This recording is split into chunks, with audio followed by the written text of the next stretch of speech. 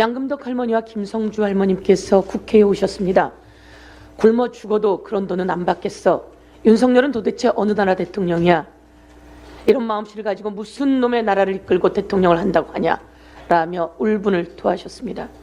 김성주 할머님은 지금이라도 잘못했다고 하면, 미안하다고 한마디만 하면 지금이라도 용서할 텐데 라고 말씀하셨습니다. 1992년 일본 정부와 전범 기업을 상대로 우리 할머님들은 3개의 소송에 모두 참여했고 그리고 패소했습니다.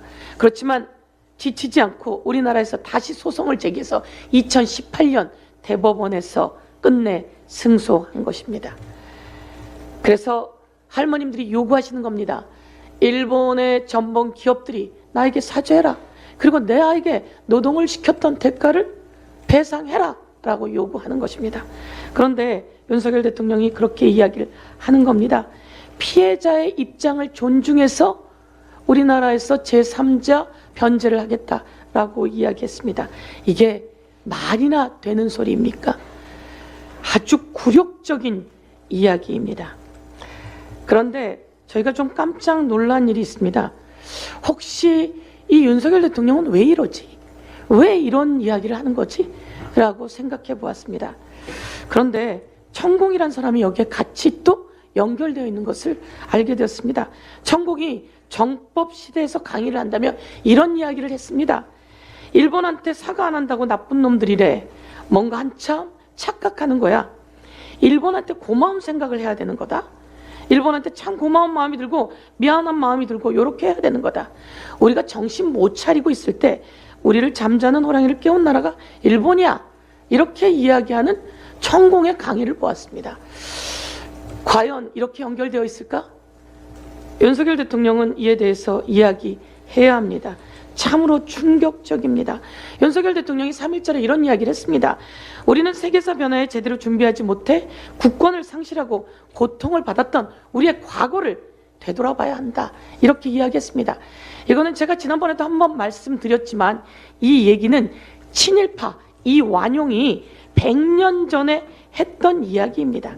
친일파 이완용이 100년 전에 매일신보에 이렇게 이야기합니다. 세계적 대세에 수능키 위한 조선민족의 유일한 활로가 단행된 것이다. 이렇게 이야기하는데 100년 전 이완용의 말을 그대로 받은 윤석열 대통령의 3.1절 기념사.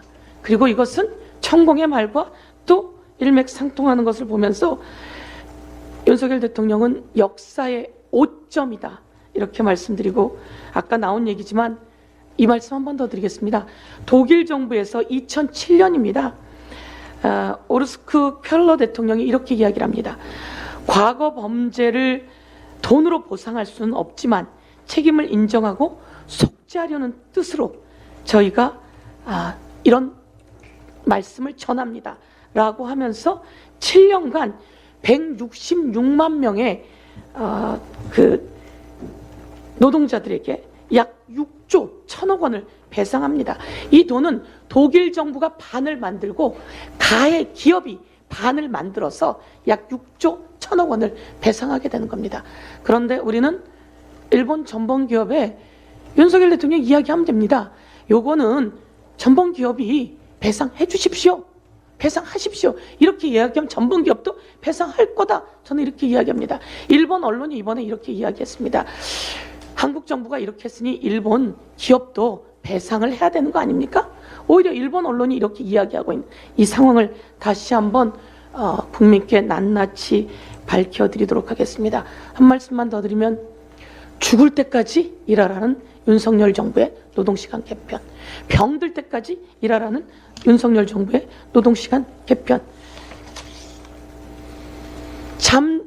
윤석열 대통령이 그런 얘기했습니다. 대통령 후보 시절에 120시간 일주일에 일하고 바짝 일하고 120시간 일주일 동안 바짝 일하고 쉬면 어때요? 이런 얘기했는데요. 120시간을 5일로 나눠보면요. 하루에 24시간 일해야 되더라고요. 그러더니 드디어 이것을 노동시간 개편안으로 내놓았는데요. 이것은 국회에서 저희 더불어민주당과 뜻있는 국회의원들이 저지시켜 내겠다. 이렇게 말씀드리겠습니다. 이상입니다.